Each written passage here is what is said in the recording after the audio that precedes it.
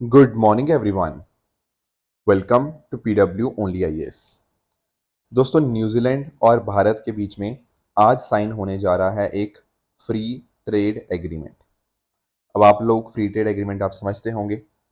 अब यहाँ पर दोनों देशों के बीच में ना जो ट्रेड होता है उसको बढ़ाने के लिए एग्रीमेंट हो रहा है। अभी करंटली अगर हम बात करें तो भारत लगभग 700 मिलियन डॉलर के वर्थ जो प्रोडक्ट्स हैं वो यहाँ पे एक्सपोर्ट करता है। और ऑन द अदर हैंड अगर हम बात करें न्यूजीलैंड की, तो न्यूजीलैंड का ये सेम नंबर आपका लगभग 600 मिलियन डॉलर रहा। देखो, ये नंबर अपने आप में काफ़ी कम है। बहुत पोटेंशियल है दोनों देशों के बीच में ट्रेड को बढ़ाने का, और इसीलिए यहाँ पर फ्री ट्रेड एग्रीमेंट दोनों देश मिलकर यहाँ पे साइन कर रहे हैं। एक बात ध्यान रखना, भारत जितने भी एक्सपोर्ट करता है न्यूजीलैंड को, उन सब के ऊपर यहाँ पर 100% प्रोडक्ट्स के ऊपर यहाँ पे जो टैरिफ हैं वो हटा दिए जाएंगे। ऑन द अदर हैंड जो न्यूजीलैंड भारत को एक्सपोर्ट करता है उनमें लगभग 95% ऐसे होंगे जिनके ऊपर या तो आपका टैरिफ हटा दिए जाएंगे या उनको काफ़ी कम कर दिया जाएगा। अब एक चीज़ पता क्या है, इंडिया को ना न्यूजीलैंड के साथ ट्रेड करते समय थोड़ा सा डर लगता है। उसका आप रीज़न समझना। एक्चुअली पॉइंट पता क्या है, जब हम बात करते चाहे न्यूजीलैंड की या इवन ऑस्ट्रेलिया की अगर आप बात करो, तो वहाँ का जो डेयरी सेक्टर है, वहाँ का दूध दही और इस तरह की जो चीज़ें होती हैं डेयरी सेक्टर वाली, वो काफ़ी स्ट्रांग है। तो हमें कंसर्न ये रहता है कहीं ऐसा ना हो कि ये सभी देशों की जो कंपनीज हैं वो भारत की मार्केट को आगे कैप्चर कर लें, जिस वजह से भारत के किसानों को नुकसान हो। तो ये हमारा हमेशा से कंसर्न रहता था। पर ये हम जो एफटीए करने जा रहे हैं ना, इसके अंदर जो डेयरी प्रोडक्ट्स हैं उनको बाहर रखा गया है। मतलब ये दूध दही एनिमल प्रोडक्ट्स, ये सारी जो चीज़ें होती हैं ना, ये सारी चीज़ें इस पर्टिकुलर एग्रीमेंट से बाहर रखी गई हैं। Plus at the same time New Zealand लगभग 20 बिलियन डॉलर भारत में इन्वेस्ट करेगा ओवर द नेक्स्ट 15 ईयर्स। तो ये सारी बातें यहाँ पे आपको डिस्कस होती हुई देखने को मिल जाएंगी। दोस्तों, डेट है आज की 27 अप्रैल 2026 एंड आप सभी का स्वागत है आज के प्रीलिम बूस्टर न्यूज़ डिस्कशन में। चलिए स्टार्ट करते हैं। पहला जो टॉपिक आज हमें डिस्कस करना है वो है exposition of the holy relics of Tathagata. देखो, तथागत आप वर्ड समझते हो। जब तथागत वर्ड है ना, ये दरअसल में टाइटल है गौतम बुद्ध जी का। देखो, वर्ड का मीनिंग क्या है तथागत का। तथागत का मतलब ये है जो सत्य के मार्ग के ऊपर चलता है, जो ट्रुथ का जो पाथ है उसको यहाँ पे फॉलो करता है। ठीक है, जिसने सत्य को बेसिकली पा लिया हो। तो तथागत गौतम बुद्ध का ही आपको टाइटल आपको देखने को मिल जाएगा। अब रेलिक्स का मतलब होता है अवशेष। बहुत सारी ऐसी चीजें हैं जो कहीं ना कहीं गौतम बुद्ध की लाइफ से बिलोंग है। ठीक है ना, तो उन्हीं को यहाँ पे हम अवशेष जो होते हैं उसी का एग्जीबिशन आपको यहाँ पे देखने को मिलेगा अगले महीने मई के अंदर इन लद्दाख। पहली बार ऐसा होने जा रहा है कि 2026 के अंदर की जो गौतम बुद्ध जी के जो रेलिक्स हैं उनको हम यहाँ पे एग्जिबिट करेंगे लद्दाख में मई 2026 में। कहाँ पर होगा ये? ठीक है, यहाँ पर आप नोटिस कर पाओगे कि जो लद्दाख में ये शोकेस होगा, और यहाँ पर जो अवशेष लाकर लेकर आए जाएंगे वो होंगे from the national museum new Delhi से। अब नोटिस करना कि ये जो पर्टिकुलर आपके रेलिक्स हैं ये कहाँ से हैं, ये पिपरावा। ठीक है, ये आपको लोकेशन जो देखने को मिलती है ये आज के समय उत्तर प्रदेश में देखने को मिल जाती है। ये जो रेलिक्स हैं ये दरअसल में डिस्कवर किए गए थे 1898 के अंदर बाय विलियम क्लैक्सटन पेप, इनके द्वारा यहाँ पे डिस्कवर किए गए थे। और ये अपने आप में बहुत ही ज़्यादा सैक्रेड माने जाते हैं, क्योंकि ये जो पर्टिकुलर साइट है ना, ये कहीं ना कहीं ये जो कपिला वस्तु था जो कि शाक्य रिपब्लिक की कैपिटल हुआ करती थी, उसी साइट से ही यहाँ पे इनको डिस्कवर किया गया है। अब इसमें जैसे गौतम बुद्ध के साथ जो बिलोंग होते हुए जो बोन फ्रेगमेंट्स हैं, ठीक है, सोपस्टोन हो गया, ठीक है, कॉफर हो गया, और इवन आपके जो अलग अलग प्रकार के आपके जो गहने होते हैं, कुछ गोल्ड ऑर्नामेंट्स हो गया, कुछ रूबी हो गया, है ना, इस तरह के जो सारी अवशेष हैं वो यहाँ पे आपको देखने को मिल जाएंगे। इनका देखो बहुत ज़्यादा इंपॉर्टेंट रोल इसलिए बन जाता है क्योंकि जो स्टार्टिंग में जो ओरिजिनल 8 स्तूपास थे उन्हीं के साथ यहाँ पे माना जाता है कि जब गौतम बुद्ध जी को यहाँ पे उनको क्रीमेट किया गया, तो उसी के समय के ऊपर के ये रेलिक्स आपको देखने को मिल जाते हैं। एंड ये जो स्तूप था यहाँ पे यूपी के अंदर पिपरावा स्तूप जो बनाया गया, ये दरअसल में शाक्य क्लैन के द्वारा यहाँ पे बनाया गया था ताकि गौतम बुद्ध जी को ऑनर किया जा पाए। बाकी इसके अलावा ये जो रेलिक्स हैं आप नोटिस कर पाओगे मौर्यन एम्पायर टाइम के ऊपर यहाँ पे जो जेम्स हैं वो बिलोंग करते हैं उस टाइम के ऊपर थे। जो आपके गोल्ड ऑर्नामेंट्स रूबीज और वो सारी चीज़ें हैं वो मौर्यन एम्पायर की यहाँ पे बताई जा रही हैं। तो इस वजह से इनकी बहुत ज़्यादा इंपॉर्टेंस है। बाकी ये जो एग्जीबिशन होगा इसकी थीम होगी पीस बियॉन्ड बॉर्डर्स, क्योंकि गौतम बुद्ध जी का एक बहुत इंपॉर्टेंट बात थी कि शांति में बहुत ज़्यादा बिलीव करते थे। एंड इस तरह से आप नोटिस कर पाओगे कि यहाँ पर ये रेलिक्स यहाँ पे डिस्प्ले किए जाएंगे, फिर इनको फिर आगे संस्कार लेकर जाया जाएगा एंड आगे जाके जो धर्म सेंटर है वहाँ पर ही आके लेकर जाया जाएगा, जहाँ पे जो भी नन्स हैं, मॉन्क्स हैं, वो यहाँ पर अपनी प्रेयर्स हैं ऑफर करेंगे। तो ये बहुत इंपॉर्टेंट बन जाता है जो कि लद्दाख के अंदर आने वाले महीने में होने जा रहा है। नेक्स्ट आते हैं दोस्तों, अगला टॉपिक हमारे सामने है India flagged extremely high risk in doping. सबसे पहले ये वर्ड समझो कि डोपिंग वर्ड होता क्या है। देखो, जब हम वर्ड इस्तेमाल करते हैं ना डोपिंग, डोपिंग का मतलब होता है कुछ प्रोहिबिटेड सब्सटेंसेस, जैसे आपके प्रतिबंधित कुछ ड्रग्स होती है ना, उनका इस्तेमाल करना। कई बार हमारे जो एथलीट्स होते हैं ना, वो क्या करते हैं, वो कुछ ऐसी दवाइयाँ लेते हैं, कुछ ऐसी ड्रग्स लेते हैं जिससे उनकी परफॉर्मेंस इन्हेंस हो पाए, जिससे वो अच्छा परफॉर्म कर पाएँ। पर ये प्रतिबंधित होती हैं ऐसी ड्रग्स, उनको ले नहीं सकते, क्योंकि देखो अगर आप ड्रग्स लेके परफॉर्म करने की कोशिश करोगे तो फेयर कंपटीशन कहाँ पे रह पाएगा। जैसे फॉर एग्जांपल आप कुछ प्रकार के स्टीरॉइड्स होते हैं जिससे मसल ग्रोथ तेजी से होती है।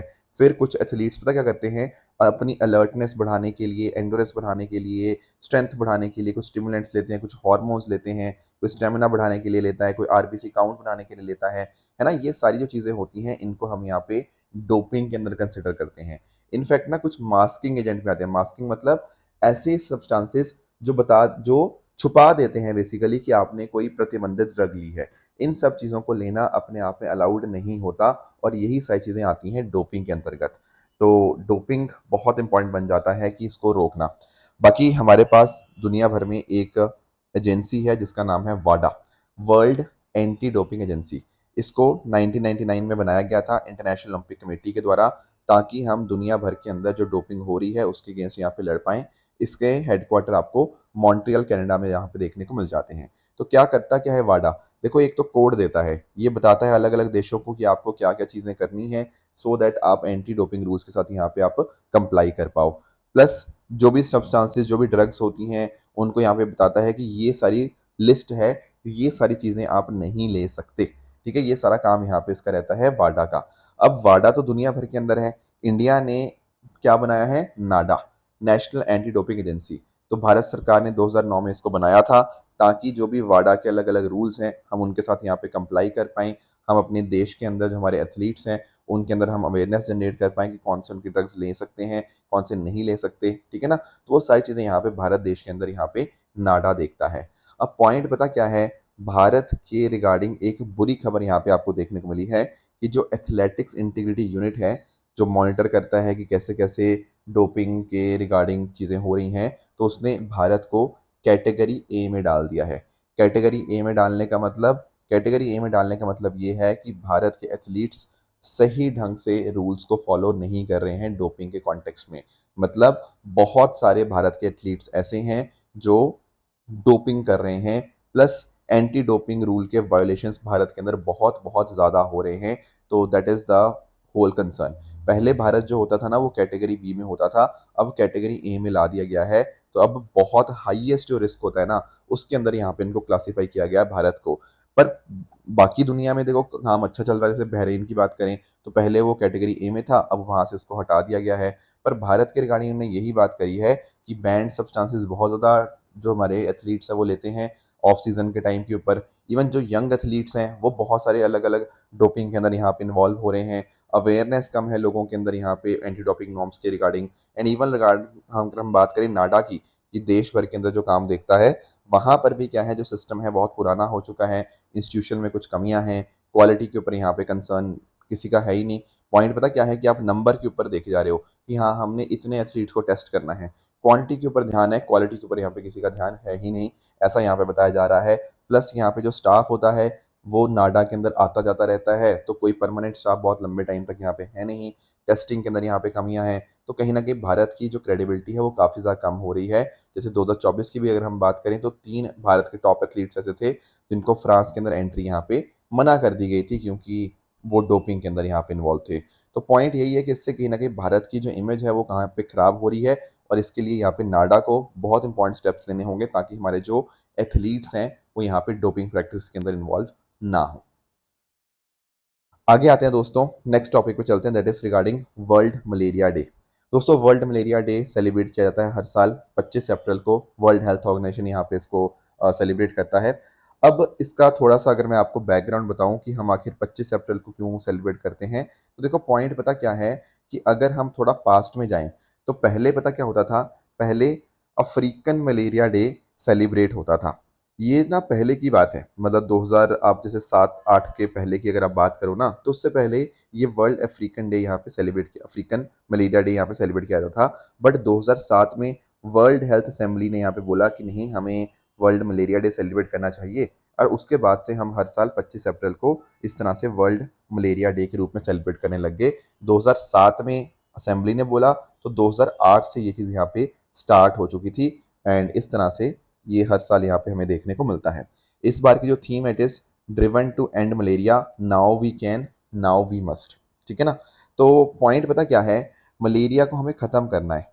डब्ल्यू पता क्या बोलता है, डब्ल्यू बोलता है कि अगर मान लो लगातार 3 साल के लिए आपकी कंट्री में जीरो ट्रांसमिशन हुआ मलेरिया का, राइट, तो उस केस में उस कंट्री को हम लोग मलेरिया फ्री स्टेटस यहाँ पे हम दे देते हैं।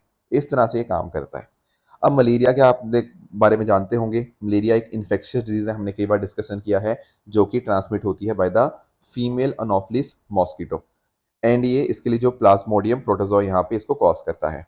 अब बहुत बार ये लोगों की ज़िंदगी भी यहाँ पे ले लेती है, it is a life threatening disease. पर मेजरली आपको ये अफ्रीका, साउथ अमेरिका और एशिया के अंदर आपको मेजरली देखने को मिल जाती है। बेसिकली जो अफ्रीका के देश है ना, उनके ऊपर तो बहुत बड़ा खतरा होता है, क्योंकि वहाँ पर बहुत ज़्यादा नंबर ऑफ डेथ्स आपको देखने को मिल जाती हैं। आपके दिमाग में एक चीज़ आएगी, सर एशिया में भी होती है? हाँ बिल्कुल भाई, भारत में भी होती है। पर भारत के केस में अच्छी बात पता क्या है कि हमने धीरे धीरे करते करते मलेरिया के केसेस के अंदर हमने कमी करी है। जैसे फॉर एग्जांपल अगर हम कंपेयर करें ना 2015 को 2023 के साथ, तो लगभग 80% की कमी देखने को मिली है भारत के अंदर मलेरिया केसेस में। तो भारत अच्छा काम कर रहा है केसेस को कम करने के अंदर। अब जैसे मैंने आपको बताया ही है कि जो मलेरिया है उसके पीछे कॉज करने के पीछे है प्लाज्मोडियम प्रोटोजोआ जो है, ठीक है। और जो फीमेल नोफिलिस मॉस्किटो वो यहाँ पे अपस के बाइट की वजह से यहाँ पे हमारे बॉडी के अंदर ये चीज़ जाती है। तो पॉइंट और बातें ध्यान रखना वो ये है कि ये चीज़ कंटेजियस नहीं होती, मतलब एक इंसान से दूसरे इंसान में नहीं फैलती। Plus at the same time एक इंसान यहाँ पर इम्यूनिटी डेवलप नहीं करता नेचुरल इन्फेक्शन के समय के ऊपर। तो ये थोड़ा चिंता वाली बात हो जाती है कि उस वजह से लोगों की डेथ भी हो जाती है। बाकी टोटल 5 पैरासाइट्स होती हैं, बट आपको 2 नाम जरूर याद रखने हैं। एक है आपका प्लाज्मोडियम फैल्कीपरम, एक है आपका प्लाज्मोडियम वाइवेक्स। वैसे 5 हैं, पर these are the 2 most common जो आपको यहाँ पे देखने को मिल जाते हैं। अब सर आपने बताया कि भारत ने अच्छा काम किया है, हाँ जी बिल्कुल। एक्चुअली अगर हम बात करें ना, तो पिछले 2 साल के अंदर 160 ऐसे डिस्ट्रिक्ट्स हैं जहाँ पर कोई मलेरिया का केस आया ही नहीं है, विच is a very good thing. और इसके पीछे हम क्रेडिट किसको देंगे? हमारा national framework for malaria elimination 2016 से 2030। सरकार ने एक टारगेट लिया हुआ है 2027 तक मलेरिया को एलिमिनेट करना। देखो एलिमिनेट करना शायद मुश्किल रहेगा अगले साल के एंड तक, बट हम केसेस को कम जरूर कर रहे हैं, which is a good thing. बाकी national strategic plan for malaria elimination for 5 years हमने यहाँ पे स्टार्ट किया था 2017 के अंदर। इसने एक रोड मैप दिया था कि कैसे हम यहाँ पे मलेरिया खत्म करेंगे। Plus at the same time एक मेरा इंडिया करके अलायंस है, malaria elimination research alliance India. ये आईसीएमआर ने यहाँ पे बनाया था ताकि मलेरिया कंट्रोल के ऊपर रिसर्च को हम यहाँ पे और शानदार कर पाएँ। जैसे मैंने बताया भारत ने नंबर ऑफ केसेस कम किए हैं, प्लस डेथ्स भी कम हुई हैं, which is a very good thing. ठीक है। बाकी डब्ल्यू की बात करें तो W global technical strategy for malaria 2016 से 30 यहाँ पे वो भी लेके आ रहा है, ठीक है, ताकि दुनिया भर के अंदर हम इसको टैकल कर पाएँ। और एक इंपॉर्टेंट डिक्लेरेशन भी है, याओंडे डिक्लेरेशन ऑन मलेरिया एरेडिकेशन। ये 2024 में यहाँ पे साइन हुई थी ताकि अफ्रीकन रीजन के अंदर जो है वो मलेरिया को हम यहाँ पे कम कर पाएँ। That was the main focus of this particular declaration. तो ये कुछ बातें थी मलेरिया के बारे में जो हमें पता होनी चाहिए। आगे आएंगे दोस्तों, नेक्स्ट टॉपिक हमारे सामने है regarding technology development and investment proportion scheme. देखो सरकार ने इसके रिगार्डिंग कुछ गाइडलाइंस यहाँ पे दी हैं, तो थोड़ा सा मैं आपको इस स्कीम के बारे में समझाता हूँ कि आखिर ये स्कीम है क्या। देखो पॉइंट पता क्या है, जब हम बात करते हैं टेलीकॉम सेक्टर की, तो इट इज़ वेरी इंपॉर्टेंट कि टेलीकॉम सेक्टर में मैन्युफैक्चरिंग जो है वो डोमेस्टिक हो पाए, इनोवेशन आ पाए, इन्वेस्टमेंट आ पाए, हमारी जो इंडिजिनियस टेक्नोलॉजीज़ हैं उनको हम यहाँ पे और डेवलप करें, उनकी प्रोडक्टिविटी शानदार हो।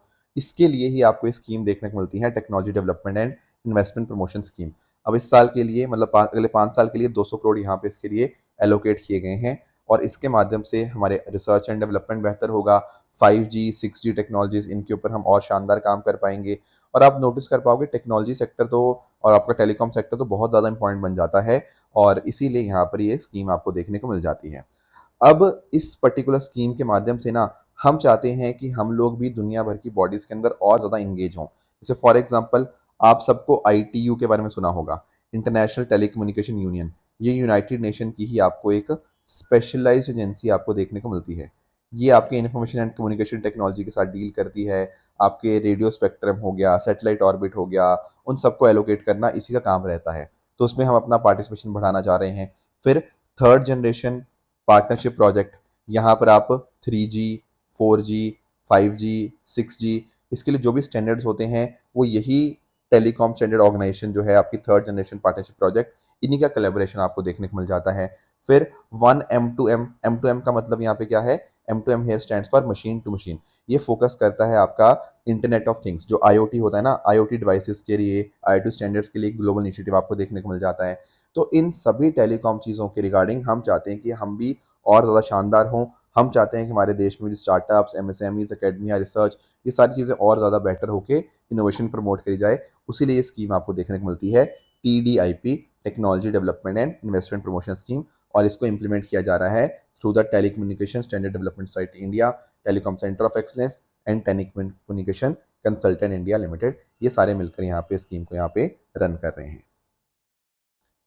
आगे आएंगे दोस्तों, नेक्स्ट टॉपिक हमारे सामने है BRICS MENA meeting in Delhi. MENA ये वर्ड आप सबने सुना होगा, it stands for middle east and north Africa. देखो यहाँ पर मैं थोड़ा सा आपको एक्सप्लेन करना चाहूँगा कि आखिर MENA कंट्रीज में कौन कौन आती हैं। देखो एक चीज़ अंडरस्टैंड करना, जब हम बात करते हैं ना MENA रीजन की, middle east and north Africa, यहाँ पर देखो एक इसकी प्रॉपर डेफिनेशन नहीं है, क्योंकि अलग अलग एंटिटीज़ अलग अलग तरह से डिफाइन करती हैं। जैसे फॉर एग्जांपल ना, बट एक चीज़ ध्यान रखना, जैसे अल्जीरिया, लीबिया, मोरक्को, ठीक है ना, आपका टूनिशिया, ये सारे मेजरली नॉर्थ अफ्रीका वाली जो कंट्रीज़ हैं, एक तो वो आ गई। इसके अलावा अगर हम बात करें, यहाँ पर जो लवांत रीजन आपको देखने को मिल जाता है, Israel, Jordan, Lebanon, Palestine, Syria, ये सारी कंट्रीज आ गई, ठीक है। इवन आपका इराक वगैरह भी आ गया। इवन आपके यहाँ पे अरेबियन पेनिनसुला जो आपको देखने को मिल जाता है, Saudi Arabia, Qatar, Oman, Bahrain, Kuwait, ये सारे देश हो गया। अब पॉइंट पता क्या है, यहाँ पर डाउट आता है कि क्या ईरान और अफगानिस्तान इसके मेंबर हैं या नहीं है। देखो एक्चुअली ना ये कोई ऑर्गेनाइजेशन नहीं है, ये बस एक रीजन की बात हो रही है। अब जैसे वर्ल्ड बैंक की बात करें तो वर्ल्ड बैंक अफगानिस्तान को भी एंड इवन पाकिस्तान को भी वो MENA रीजन में ही यहाँ पे काउंट कर लेता है। तो ऐसे अलग अलग डेफिनेशन अलग अलग ऑर्गेनाइजेशन देती हैं, पर मोटा मोटा ये जो रीजन है ना, इसको हम लोग यहाँ पे MENA रीजन के नाम से यहाँ पे हम जानते हैं, middle east and north Africa यहाँ पे रीजन। अब पॉइंट पता क्या है, ये रीजन अपने आप में बड़ा ही खतरनाक रीजन है। क्यों? क्योंकि भाई यहाँ पे बहुत सारे कॉन्फ्लिक्ट चलते रहते हैं। आप सबने देखा ही होगा कुछ ना कुछ यहाँ पे कॉन्फ्लिक्ट, जैसे यहाँ पे इसराइल वगैरह का तो एक अलग इशू चलता ही रहता है। फिर इधर यहाँ पे ईरान के कॉन्टेक्स्ट में भी यहाँ पे इश्यूज हैं। बाकी इधर वाले देशों में भी यहाँ पे कोई खास स्टेबिलिटी यहाँ पे रहती नहीं है, तो बहुत ही कंसर्निंग एरिया कई बार यहाँ पे हो जाता है। अभी पता क्या हुआ, अभी नई दिल्ली के अंदर एक मीटिंग हुई ब्रिक्स और आपके middle east north Africa reason की। अब यहाँ पे ब्रिक्स का तो आप लोग जानते होंगे, ठीक है ना, ब्रिक्स नेशंस और आपके MENA नेशंस की यहाँ पे मीटिंग हुई। अब उसके अंदर यहाँ पे बातचीत हुई कि कैसे अब सिचुएशन हालत की ख़राब है, उसके ऊपर क्या हम कर सकते हैं। तो एक तो पहले जो मिडल ईस्ट के अंदर चिंता है उसके रिगार्डिंग यहाँ पे बात हुई, जो पैलेस्टीन और गाज़ा का मुद्दा यहाँ पे चल रहा है। फिर एट द सेम टाइम कैसे यहाँ पे कॉन्फ्लिक्ट्स हम यहाँ पे कम कर सकते हैं, कॉन्फ्लिक्ट के बाद रिकवरी यहाँ पे कैसे हो सकती है, टेररिज्म को कैसे हम ख़त्म कर सकते हैं, उसके रिगार्डिंग बातचीत हुई। फिर Syria, Yemen, Iraq, Libya, Sudan, इन देशों के अंदर स्टेबिलिटी की बहुत ज़्यादा ज़रूरत है। वहाँ पर भी कुछ ना कुछ कहीं पे यहाँ पे वॉर चल ही रही है, कहीं पे वॉर चल रही है, कहीं पे लोकली इश्यूज यहाँ पे बहुत सारे कंसर्न्स आ रखे हैं। फिर एक हमारे पास ना बहुत इंपॉर्टेंट है, that is United nation relief and works agency. देखो इसने पैलेस्टीन के अंदर खाना पहुँचाने के लिए और बहुत सारी चीज़ें पहुँचाने के लिए, मेडिसिन वगैरह के लिए बहुत इंपॉर्टेंट रोल प्ले किया, तो उसका कॉन्ट्रीब्यूशन भी यहाँ पे हमने रिकॉग्नाइज किया। बाकी देखो लेबनान के अंदर ना यूनाइटेड नेशन इंटरिम फोर्स के ऊपर अटैक हुआ था, तो that was something which was very bad, ठीक है ना। तो उसको भी यहाँ पे ब्रिक्स और MENA के द्वारा यहाँ पे कंडेम किया गया। बाकी अगली बार जो यहाँ पे मिलेंगे वो मिलेंगे चाइना के अंदर 2027 में। तो यहाँ पे डिस्कस हुआ कि हाँ, हम ऐसे ही आगे भी कंटिन्यू करते रहेंगे चाइना की लीडरशिप के अंतर्गत भी। अभी फिलहाल जैसे भारत के अंदर हुआ था, आगे जाके ये चाइना के अंदर होगा, ताकि जो पीस एंड कॉपरेशन है यहाँ पे इम्प्रूव हो पाए। तो ये सारी बातें थी। बाकी ध्यान रखिएगा, ये कोई ऐसे फॉर्मल ऑर्गेनाइजेशन नहीं है कोई इसकी फिक्स मेंबरशिप नहीं है। बस यहाँ पे जो भी आपके ब्रिक्स कंट्रीज और मिडल ईस्ट नेशन वाले, मिडल ईस्ट और नॉर्थ अफ्रीकन रीजन वाले जो कंट्रीज हैं वो पार्टिसिपेट करते हैं, ताकि आपस में बातचीत के माध्यम से चीज़ों को यहाँ पे सुलझाया जा पाए। तो ये अभी मीटिंग हुई दिल्ली के अंदर, इसलिए चीज़ थोड़ा इंपॉर्टेंट बन जाती है। दोस्तों ये कुछ टॉपिक्स है जो आज हमें डिस्कस करने थे। अब रही बात ट्रू एंड फॉल्स स्टेटमेंट्स की, ये आपके सामने कुछ स्टेटमेंट्स हैं, इनको पढ़िएगा, बताइएगा कौन सा सही है कौन सा गलत है। एंड जो सैटरडे मैंने आपको होमवर्क दिया था उनमें एक था ई नैम के रिगार्डिंग। दोस्तों जब हम बात करते हैं ना ई नैम की, तो ई नैम को FCI नहीं बल्कि आपका जो small farmers agri business consortium आता है under the ministry of farmers and agriculture welfare, वो यहाँ पे इसको इम्प्लीमेंट करता है, इसलिए first statement is wrong. National Panchayati Raj day बिल्कुल हम 24 अप्रैल को सेलिब्रेट करते हैं, that is correct statement. Non permanent members की दोस्तों बात करें, देखो एक तो होते हैं P5 परमानेंट मेंबर, एक होते हैं 10 आपके नॉन परमानेंट मेंबर। ये जो नॉन परमानेंट मेंबर होते हैं ना, ये 2 साल की टर्म के लिए यहाँ पे इलेक्ट होते हैं, ना कि 3 साल के लिए। इसी तीसरा स्टेटमेंट यहाँ पे इनकरेक्ट बन जाएगा। बाकी D notified nomadic and semi nomadic tribes की बात करें तो एक्चुअली यहाँ पर ना मेजर मतलब बात थी डी नोटिफाइड ट्राइब्स के रिगार्डिंग। तो डी नोटिफाइड ट्राइब्स वही थी जो क्रिमिनल ट्राइब्स एक्ट के अंतर्गत उनको यहाँ पे ब्रिटिशर्स ने रखा था, बट बाद में हमने यहाँ पे उनको डी नोटिफाई किया। तो ये एक्चुअली ना यहाँ पे डी नोटिफाइड ट्राइब्स आना था, तो डी नोटिफाइड ट्राइब्स के रिगार्डिंग ये बात जो है अपने आप में करेक्ट देखने को मिलती है। तो इसी तरह से आप सब लोग अपने एंड पे हार्डवर्क करते रहिए। Thank you so much for joining, all the very best and thank you so much.